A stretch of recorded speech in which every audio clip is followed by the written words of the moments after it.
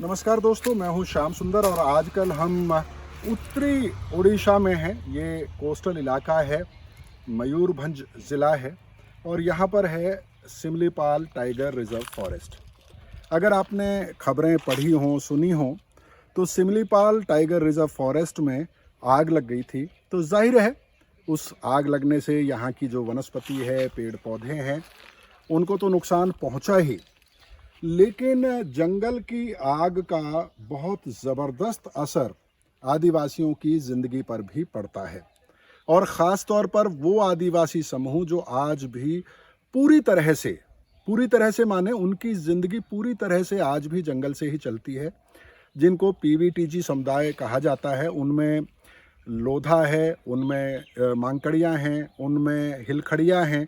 कई ऐसे आदिवासी समुदाय हैं उड़ीसा के जो अभी भी पूरी तरह से इन जंगलों पर निर्भर करते हैं। और जब इन जंगलों में आग लग जाती है तो जाहिर है कि उनकी जीविका भी खतरे में पड़ती है।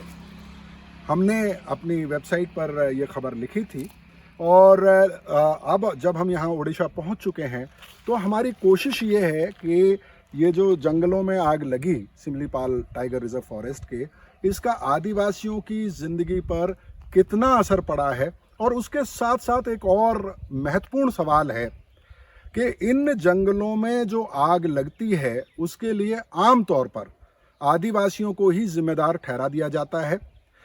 जब सिमलीपाल टाइगर रिजर्व फॉरेस्ट के जंगलों में आग लगी तो इसके बारे में भी अधिकारियों ने स्पष्ट तौर पर तो ये नहीं कहा कि आदिवासियों ने ये आग लगाई, लेकिन इशारा ज़रूर किया कि हो सकता है आदिवासियों ने ही ये आग लगाई हो।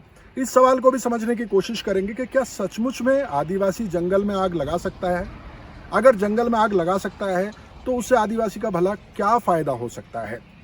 अगर उनको पता है उनकी ज़िंदगी सिर्फ और सिर्फ जंगल से ही चलती है तो वो भला क्यों जंगल में आग लगाएंगे। इन सारे सवालों को समझने की कोशिश करेंगे।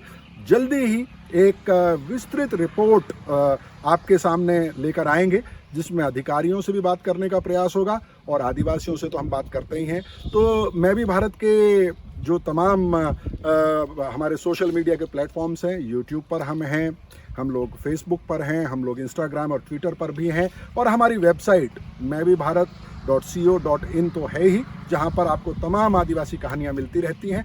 तो जल्दी ही ये एक रिपोर्ट है, लेकिन इसके अलावा बहुत सारी रिपोर्ट्स लेकर, ट्राइबल किचन लेकर हम आपके सामने आने वाले हैं। तो थोड़ा सा इंतज़ार और मुझे उम्मीद है कि आप हमारी तमाम रिपोर्ट्स और वीडियोस को शेयर कर रहे होंगे। बहुत बहुत शुक्रिया। जल्दी ही मुलाकात होती है आपसे।